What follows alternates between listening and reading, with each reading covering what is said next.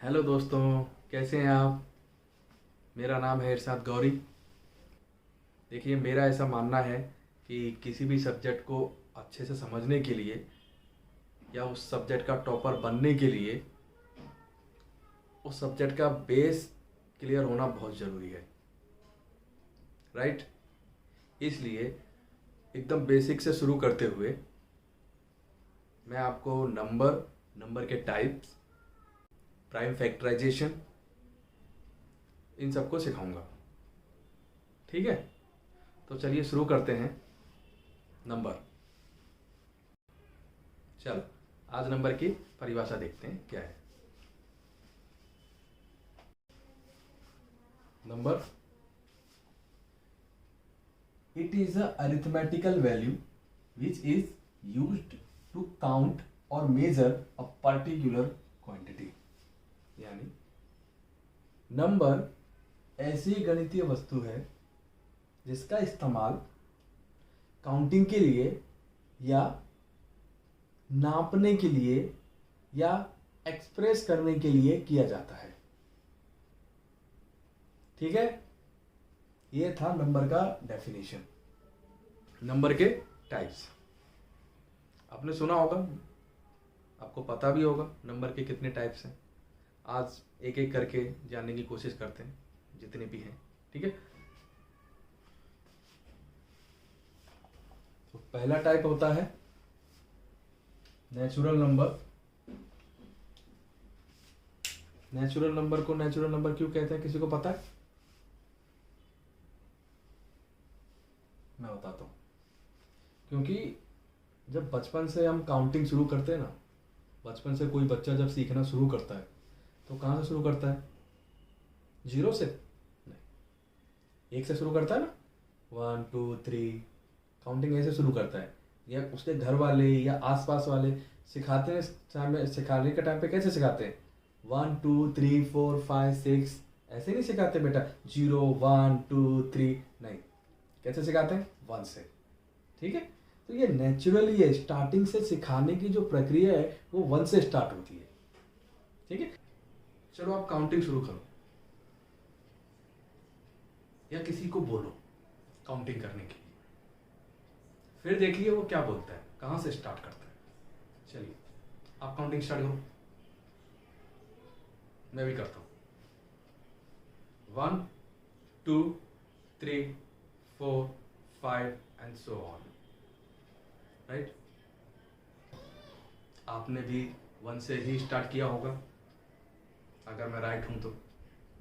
Right, अब किसी को भी जनरली पूछो काउंटिंग करने के लिए, वो 1 से बोलेगा। इसलिए इसको नेचुरल नंबर कहते हैं। अच्छा, नेचुरल नंबर क्या होते हैं? नेचुरल नंबर जो काउंटिंग के लिए इस्तेमाल किया जाता है नॉर्मली, ठीक है ना, चीजों को गिनने के काम आता है, वस्तुओं को गिनते हैं हम लोग, उसको बोलते हैं नेचुरल नंबर। ठीक है, जो 1 से स्टार्ट होता है। ठीक है, एंड किसी को नहीं पता लास्ट नंबर क्या है। ठीक है, इन्फिनिटी, इनडिटर्मिनेट। ओके, सो 1 2 3 4 5 6 7 8 9, आगे पता नहीं। ये जितना आपको पता है, आपको नहीं पता है, जहां तक भी बोलोगे 1 से शुरू करके सब नेचुरल नंबर्स हैं। ठीक है, जो 1 से स्टार्ट होते हैं लेकिन एंड तक, एंड पता नहीं है, एंड इंफिनिटी है उसका। समझ गए? ये है नेचुरल नंबर, ये 1 से स्टार्ट होता है। नेक्स्ट पे आते हैं होल नंबर। आपको पता है होल नंबर को हिंदी में पूर्ण नंबर कहते हैं, पूर्ण संख्या। क्यों कहते हैं? जैसे जीरो के आने से मैथमेटिक्स कंप्लीट हो गया, पूरा हो गया, यानी कि पूर्ण हो गया। दैट्स व्हाई इसको होल नंबर कहते हैं। इसकी शुरुआत भी जीरो से होती है, जैसे 0 1 2 3 4 5 6 7 8 9, एंड इसका भी एंड नहीं पता। ठीक है, दोनों में डिफरेंस क्या पता है? सिर्फ स्टार्टिंग पॉइंट। वो नेचुरल नंबर 1 से स्टार्ट होता है, होल नंबर 0 से। बस इतना ही फर्क है इसमें, ठीक है। आगे चलते हैं। इंटीजर्स क्या होता है? इंटीजर्स नंबर लाइन देखा है बच्चों? नंबर लाइन, नंबर लाइन आप जब देखते हो, क्या बीच में सेंटर में क्या होता है? 0, राइट। राइट साइड में क्या होते हैं? Positive numbers 1 2 3 4 5, right. And left side में क्या होता है? Negative numbers -1 -2 -3 -4, all these numbers, right. Number line पे कभी ऐसा देखा 1/2 या 4/5 या √2 या 1.33 देखा है कभी? नहीं। बना सकते हैं, फाइंड आउट कर सकते हैं। नंबर लाइन जब बनाते हैं हम लोग तो क्या दिखते हैं? सिर्फ ये नंबर्स, लेफ्ट साइड में नेगेटिव नंबर्स, राइट साइड में पॉजिटिव नंबर्स, सेंटर में 0। नंबर लाइन पे जो नंबर हमें आंखों से दिखाई दे रहे हैं, ठीक है, जो इजीली ड्रॉ कर सकते हैं 1 2 3 4 5 लाइक दिस, ठीक है। अच्छा, मतलब negative, positive and 0। Right side में जो नंबर्स होते हैं पॉजिटिव वाले, उनको पॉजिटिव इंटीजर्स, एंड जो लेफ्ट साइड में नेगेटिव नंबर्स हैं उनको नेगेटिव इंटीजर्स, और जो सेंटर में 0 है, ठीक है। इन तीनों को मिला के बनता है इंटीजर, ठीक है। नोटेशन इसका जेड से है, जेड से डिनोट करते हैं इसको।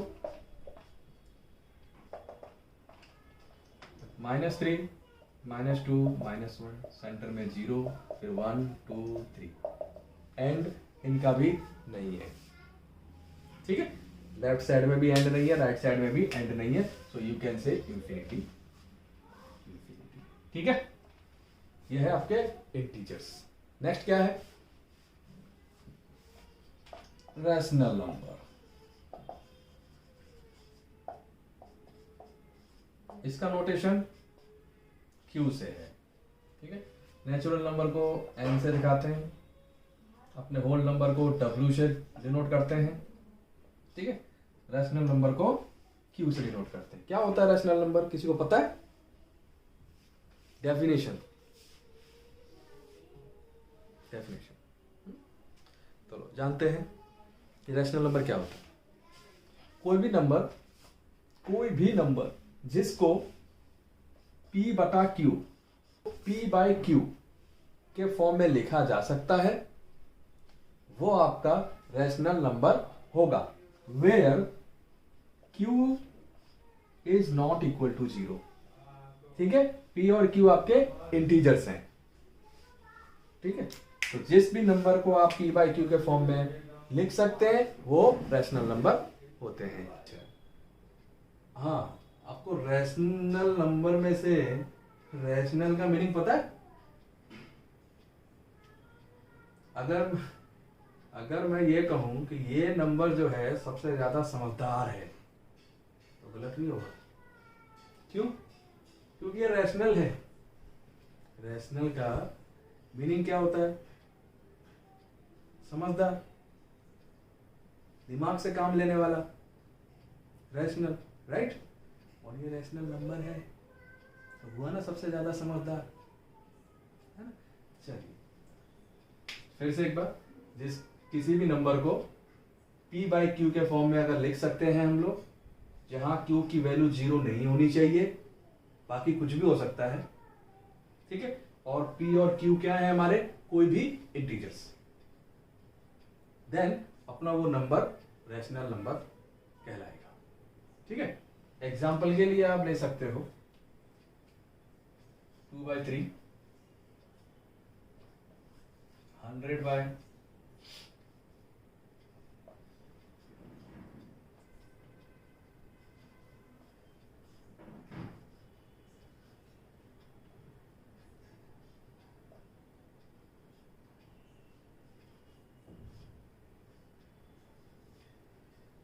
ये सब रैशनल नंबर है।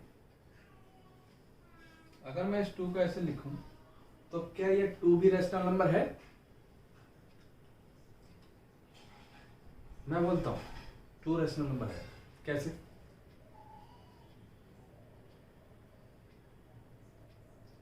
यस, 2 रैशनल नंबर है बिकॉज ऑफ डेफिनेशन।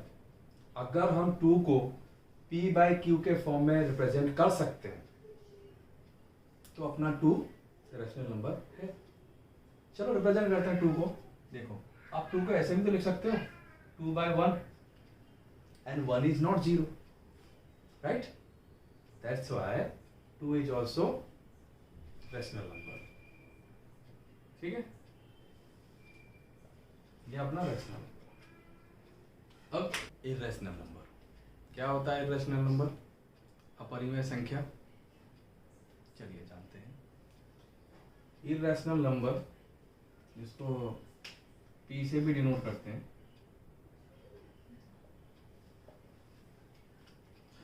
जो नंबर रैशनल नंबर नहीं है वो इर्रेशनल नंबर है, राइट? कैसे पता चलेगा सर कौन से नंबर रैशनल नहीं है, राइट? ठीक है, जिस नंबर को p बाई क्यू के फॉर्म में रिप्रेजेंट नहीं किया जा सकता वो नंबर इर्रेशनल नंबर है। ठीक, दिखाने के लिए इसको हम ऐसे भी दिखाते हैं, root p।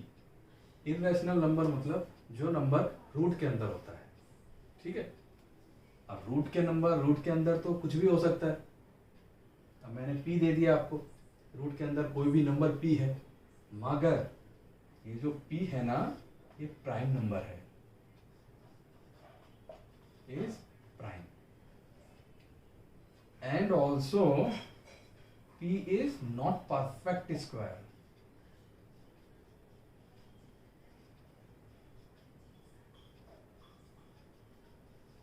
Not p is not perfect square। अगर परफेक्ट स्क्वायर हो गया तो वो रैशनल हो जाएगा। जैसे एग्जाम्पल के लिए ले लें, अगर हम इसको √2, करेक्ट, √3, √4 है क्या? अगर 4 ले लिया तो मैंने t की जगह, √4 इज नॉट इर्रेशनल। क्यों? क्योंकि 4 जो है वो परफेक्ट स्क्वायर है एंड √4 का वैल्यू 2 है, which is rational number, correct? That's why I said कि रूट के अंदर जो वैल्यू है that is prime and it is not perfect square, correct?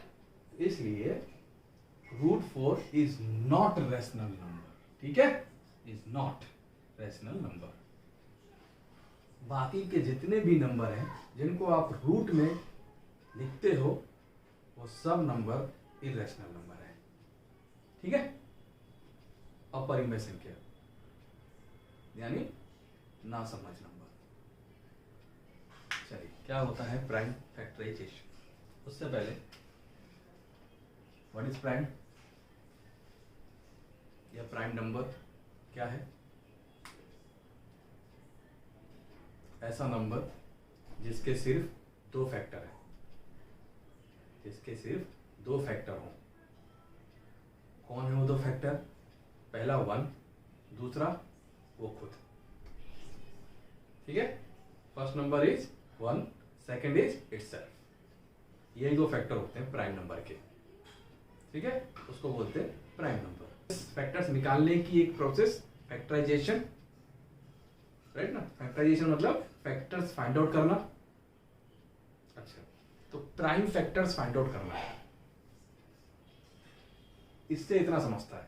Prime factorisation मतलब कि प्राइम फैक्टर्स फाइंड आउट करना है। किसका? किसी भी नंबर का, किसी भी नंबर का प्राइम फैक्टर्स फाइंड आउट करना। ठीक है, मतलब any composite number can B represent in the form of prime factors, right? जिस नंबर, किसी भी नंबर को प्राइम फैक्टर्स फाइंड आउट करना। तो कैसे फाइंड आउट करते हैं? 24 का प्राइम फैक्टराइजेशन क्या है?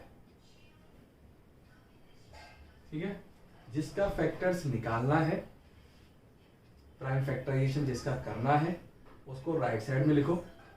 जो आप एक लाइन मारते हो ना, उसके राइट साइड में नंबर लिखो जिसका फाइंड आउट करना है प्राइम फैक्टर्स। ठीक है, अब ऐसा नंबर सोचो छोटे से छोटा जिससे ये 24 डिवाइड हो जाए, यानी जिसके टेबल में ये 24 आता हो, छोटे से छोटा या बड़े से बड़ा, जैसा आपको जमता है वैसे। ठीक है, चलिए मैं शुरू करता हूं। मुझे पता है ये 2 के टेबल में आता है, तो 2 से डिवाइड कर लेते हैं इसको। 2 1 जा 2, 2 2 जा 4, करेक्ट। फिर से वही प्रोसेस रिपीट करते हुए, अब 12 किसके टेबल में आता है? सबसे पहले तो 2 के टेबल में ही आता है वो, तो 2 6 जा 12। नेक्स्ट 6 किसके टेबल में आता है? अगेन 2 के टेबल में आता है ये, 2 3 जा। अगेन 3 किसके टेबल में आता है? 3 के टेबल में आता है 3। लास्ट में आता है 3 1 जा 3, दैट इज 1। ठीक है, लास्ट में 1 आना चाहिए। यहां आपका प्राइम फैक्टराइजेशन प्रोसेस कंप्लीट होता है। ठीक है, रियल नंबर यानी वास्तविक संख्या। क्या होता है वास्तविक संख्या? रियल नंबर की परिभाषा पता है? ये रियल नंबर का डेफिनेशन है। Real number, a number whose square is either positive or zero is called real number। ठीक है, कोई भी नंबर जिसका स्क्वायर पॉजिटिव हो या जीरो, उस नंबर को रियल नंबर कहते हैं। ठीक है, जिस संख्या का वर्ग धनात्मक या जीरो, उस नंबर को वास्तविक संख्या कहते हैं। ठीक है, एग्जाम्पल देखते हैं। जैसे 2 का स्क्वायर 4 होता है, 1/3 का स्क्वायर क्या होता है? 1/9। ये भी पॉजिटिव है, ये भी पॉजिटिव है। 0 का स्क्वायर 0।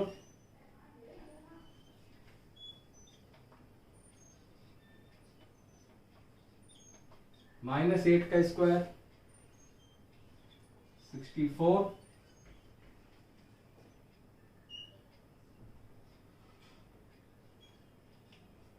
1.5 का स्क्वायर 2.25। करेक्ट।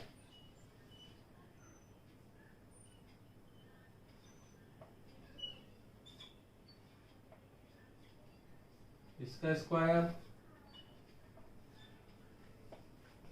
0.09, 0.04,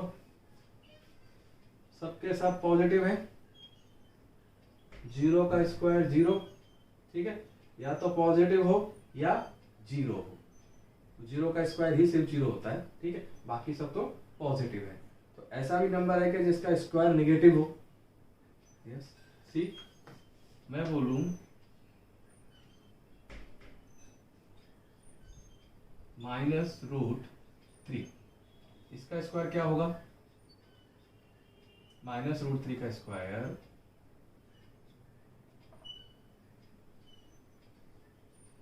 -3। तो ये नंबर अपना रेशनल नंबर है क्या? रियल नंबर है क्या? नहीं है। ठीक है, √2 बोलो। √2 का स्क्वायर क्या होता है? ओनली 2। तो ये रियल नंबर है? हाँ है।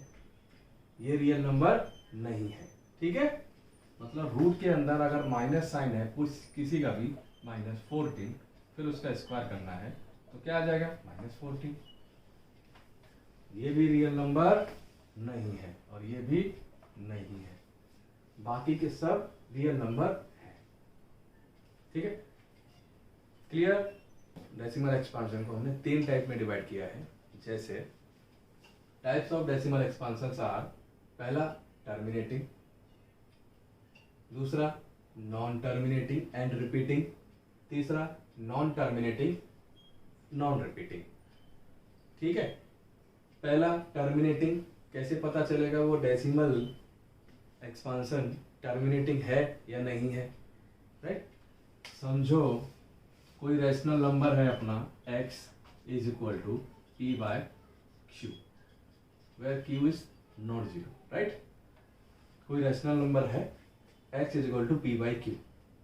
अगर आप q को 2m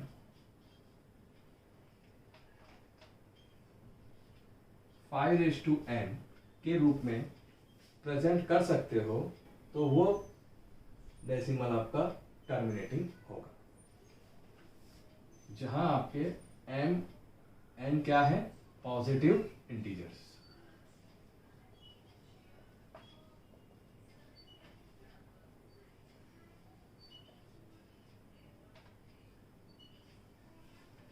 फिर से टर्मिनेटिंग एक्सपांशन, टर्मिनेटिंग डेसिमल, जिसमें अगर कोई rational number x is equal to p by q है, जहां q not equal to zero है, अगर उस डिनोमिनेटर को q को आप प्राइम फैक्टराइजेशन जब करोगे और उसका prime factorisation 2m into 5n के रूप में आता है, तो वो जो डेसिमल होगा आपका टर्मिनेटिंग टाइप होगा, मतलब खत्म हो जाएगा उधर, आफ्टर सम स्टेप्स खत्म हो जाएगा, मतलब रिमाइंडर आपका जीरो आ जाएगा उधर। सिमिलरली कोई आपका रैशनल नंबर है x is equal to p by q, where q is not zero.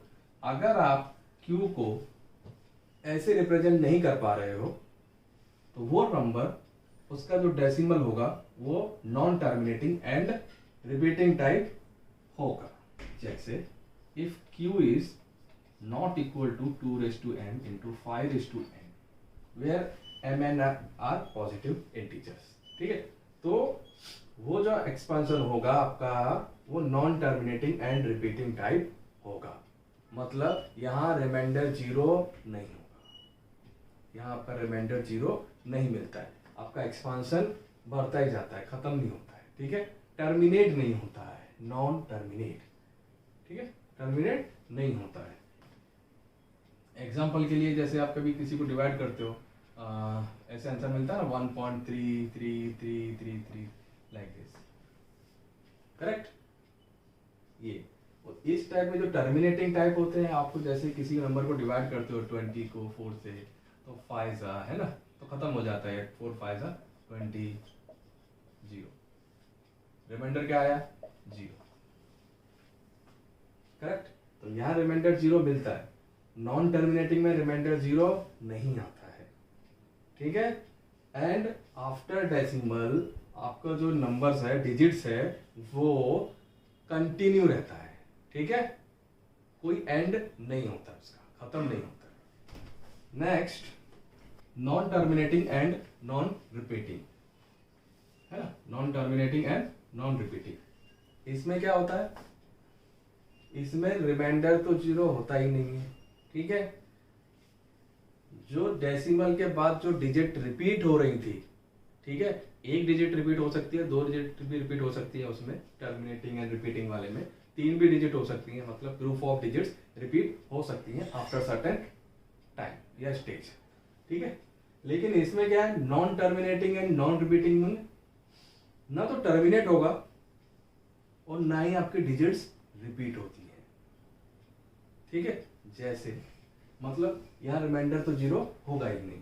Example के लिए आप ले लीजिए, ये फिनिश नहीं होता है, जितना आप डिवाइड कर सकते हो इसको करो, ये खत्म नहीं होगा, डिवीजन यहाँ फिनिश नहीं होगा। जैसे पाई को हम लोग 22/7 लिखते हैं ना, आप इसको करो, कितना कर सकते हो, आपका ये कभी खत्म होगा ही नहीं, टिल दी एंड चलता ही जाएगा। एंड आपके जो डिजिट्स हैं ये डेसिमल के बाद, ये भी रिपीट नहीं होते हैं। ठीक है, जैसे इसमें रिपीट हो जाते हैं, रिपीटिंग वाले में, रिपीटिंग को रिकरिंग भी बोलते हैं। ठीक है, बुक्स में रिकरिंग भी करके मेंशन किया गया है इसको।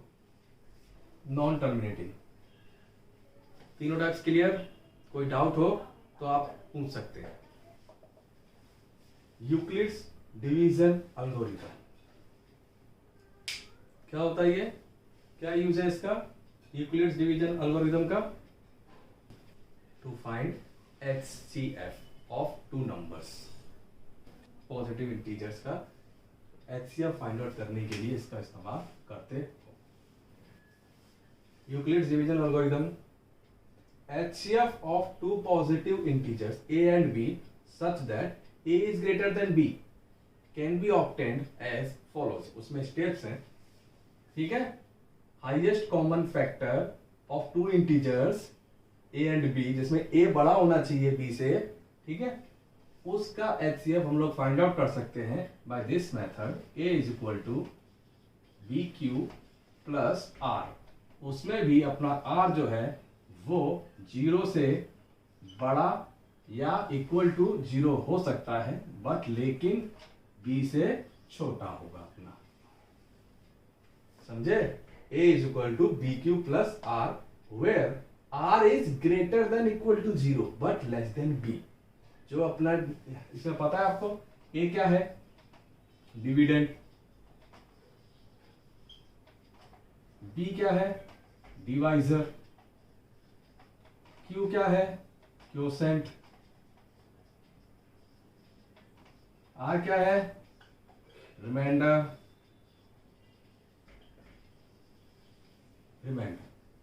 मतलब जो अपना रिमाइंडर होगा यहाँ वो 0 से बड़ा या इक्वल टू 0 हो सकता है, but should be less than divisor. Divisor से बड़ा नहीं हो सकता रिमाइंडर, ठीक है। तो स्टेप्स क्या है, स्टेप 1 है अप्लाई यूक्लिड्स लेमा।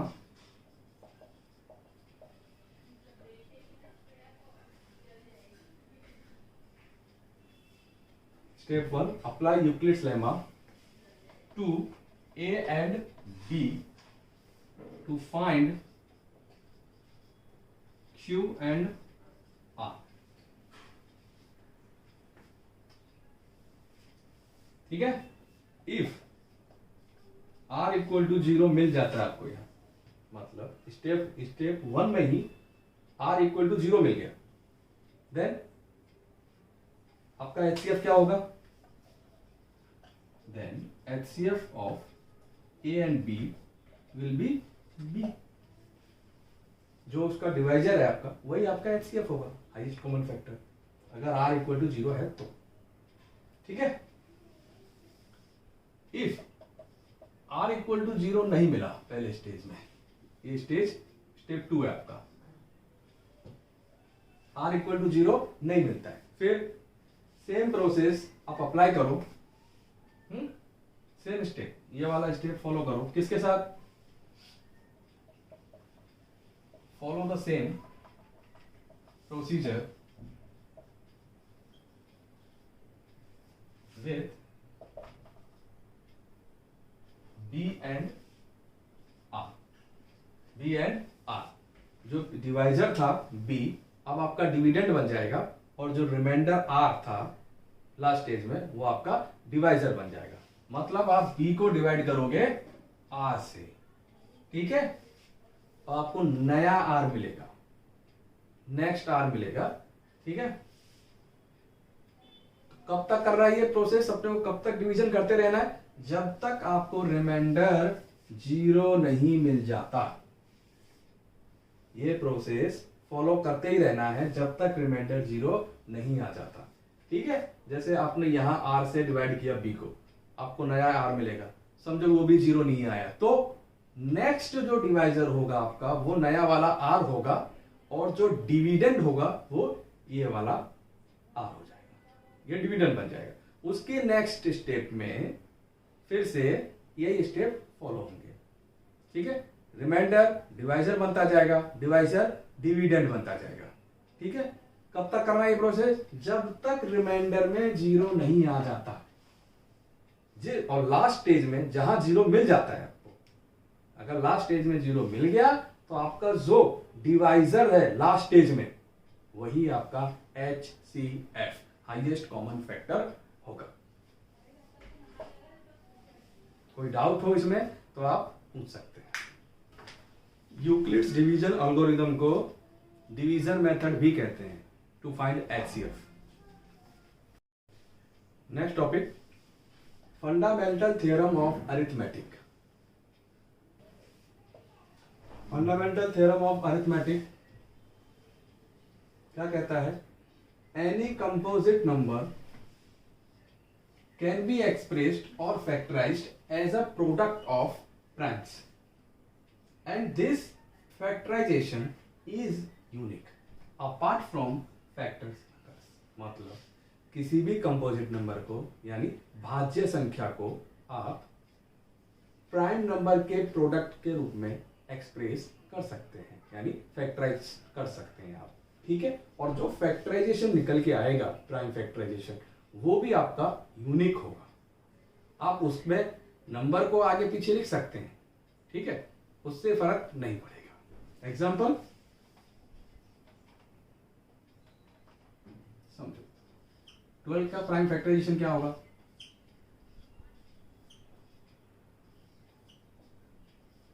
ये मतलब 12 is equal to 2 into 2 into 3 ये होगा। आप इसको ऐसे लिख सकते हो, कोई फर्क नहीं है। ये जो फैक्टराइजेशन होगा, प्राइम फैक्टराइजेशन, ये यूनिक होगा। आप डिजिट्स को आगे पीछे कर सकते हो, डजंट मैटर, आंसर अपने को वही कंपोजिट नंबर मिलेगा 12। कंपोजिट नंबर अपना जो है वो चेंज नहीं हो सकता, आप इसको कितना भी आगे पीछे कर लो, करेक्ट ना। इसीलिए बोला गया है कि any composite number can be expressed as a product of primes and this factorisation जो होगा unique apart from factors. Factors को कैसे भी आगे पीछे कर लो, आपका जो फैक्टराइजेशन है, प्राइम फैक्टराइजेशन, वो यूनिक रहेगा, ठीक है। एचसीएफ, एचसीएफ का मतलब highest common factor, full form. इसको जीसीडी भी बोलते हैं, ग्रेटेस्ट कॉमन डिवाइजर।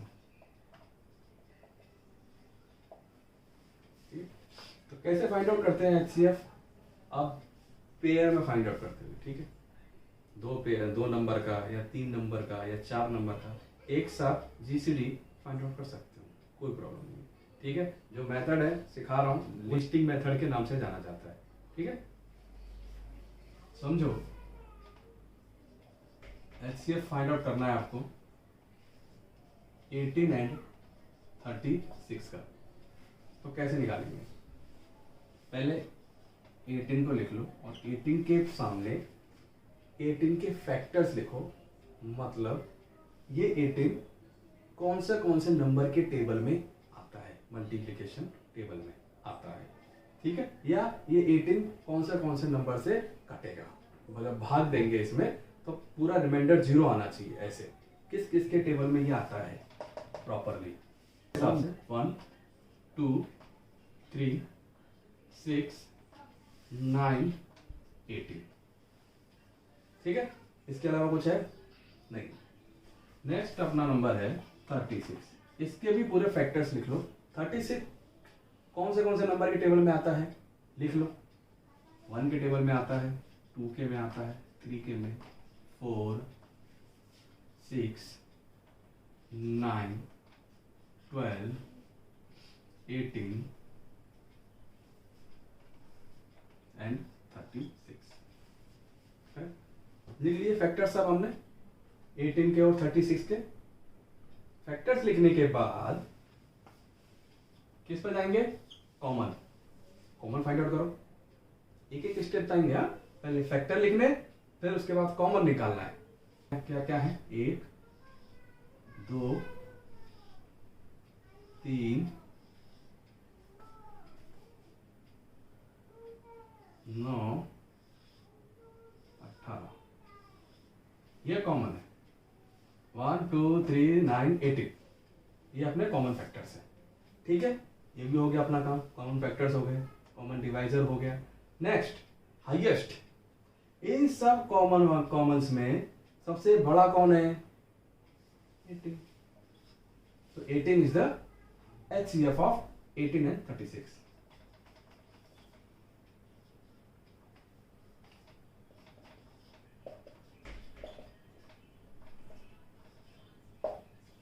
क्लियर?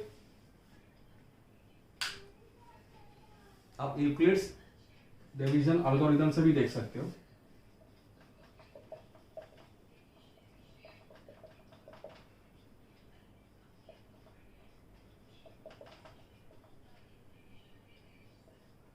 दो नंबर हैं ए एंड बी। ए कौन सा होगा? जो बड़ा नंबर होगा। तो ये ए, ये अपना बी। बी से डिवाइड करो ए को,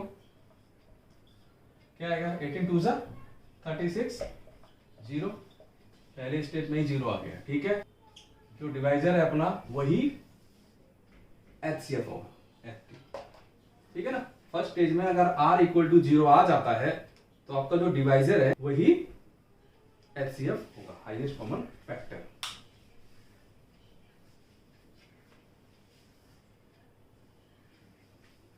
क्लियर है ये? नेक्स्ट टॉपिक एलसीएम के बारे में जानेंगे। एलसीएम का full form least common multiples. ठीक है, स्टेप बाय स्टेप करेंगे, जैसे एचसीएफ का किया था उसी तरह। पहले करना क्या होता है, इसमें आपको मल्टीपल्स लिखने होते हैं। ये भी पेयर्स में होता है, 2 नंबर, 4 नंबर, 6 नंबर, 5, 7, 8, कितने भी नंबर्स का आप एक साथ में एलसीएम निकाल सकते हो, कोई इशू नहीं है। ठीक है, ये जो मेथड कर रहे हैं हम लोग, ये भी लिस्टिंग मेथड ही कर रहे हैं। ठीक है, क्योंकि सबसे ज्यादा इजी जो है वो ये होता है। जिस नंबर का एचसीएफ निकाला था उसी नंबर का एलसीएम निकाल के देखते हैं। 18 36 क्या होगा देखते हैं। पहले 18 का टेबल लिख लो आगे, उसके आगे 18 का पहाड़ा पढ़ो आप। 18 1 जा 18, 18 2 जा 36, आगे कंटिन्यू करो। हो गया, मल्टीपल्स लिख लिए सबके 18 और 36 के। दूसरा काम कॉमन फाइंड आउट कर लो। कॉमन क्या क्या है अपने, कुछ है क्या? 18 तो नहीं है, 36। ठीक है, लीस्ट जो सबसे पहले मिल जाए, सबसे छोटा। जो मल्टीपल्स लिख लिए, कॉमन फाइंड आउट कर लिया। ऐसा नहीं है आगे कॉमन नहीं मिलेंगे, मिलेंगे, आगे भी इसके कॉमन मिलेंगे, कई मिलेंगे, लेकिन अपने को उससे मतलब नहीं है। अपने को जो सबसे पहले कॉमन मिल जाएगा दोनों के मल्टीप्लिकेशन टेबल में, वही आपका एलसीएम होगा। पहला कॉमन मल्टीपल मिल गया, आपका एलसीएम वही है। तो एलसीएम क्या है इसका? 36।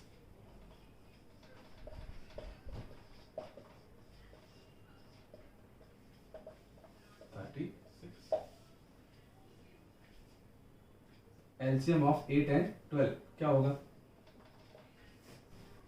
आपका टेबल ये है, आपका ये आपका 12 का टेबल है, 12 का टेबल हो गया। मल्टीपल्स हो गया, अपने कॉमन फाइंड आउट कर लो। कौन सा कॉमन है? पहला कॉमन 24 मिला है, मुझे पता है आपको आंसर मिल गया, फिर भी देख लेते हैं आगे। ये भी है, ये भी है, कॉमन्स मिल गए आपको, 3 कॉमन है। आगे और कंटिन्यू करोगे तो और भी मल्टीपल्स कॉमन मिलेंगे। ठीक है, बट अपना काम किससे है, मतलब किससे? हमारा सिर्फ पहला जो कॉमन मिल जाएगा उसी से मतलब है हमारा सिर्फ। तो ये हमारा एलसीएम है, क्या है? 24। LCM of 8 and 12 is 24। समझा? ठीक, एक फॉर्मूला है, HCF into LCM into HCF is equal to product of 2 numbers. समझो वो दोनों नंबर A और B है, तो LCM इंटू HCF आपका हो जाएगा A एंड B। इसको प्रूफ भी कर सकते हैं, जैसे समझ लो 4 एंड 12 लेते हैं। ठीक है, इन दोनों का हम लोग LCM भी निकाल लेते हैं और HCF भी निकाल लेते हैं, फिर वेरीफाई करते हैं ये थ्योरम जो है सही है या गलत। तो 4 का पहले HCF निकाल लें। HCF के लिए 4 के फैक्टर्स क्या क्या हैं? 1 2 4। 12 के फैक्टर्स क्या क्या हैं? 1 2 4 6 एंड 12। कॉमन हाईएस्ट कौन सा है कॉमन सबसे? 4। तो HCF 4 and 12 का अपना हो गया 4। एलसीएम निकाल लो।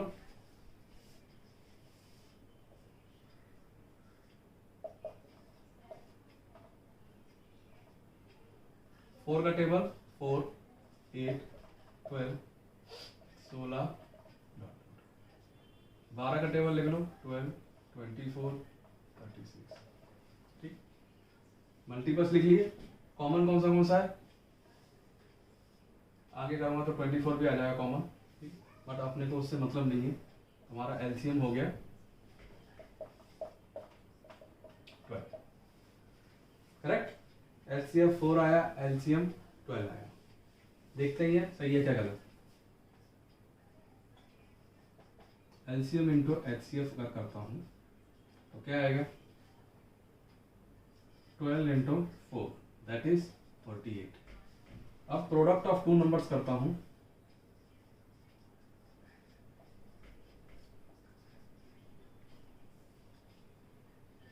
Four and 12 that is also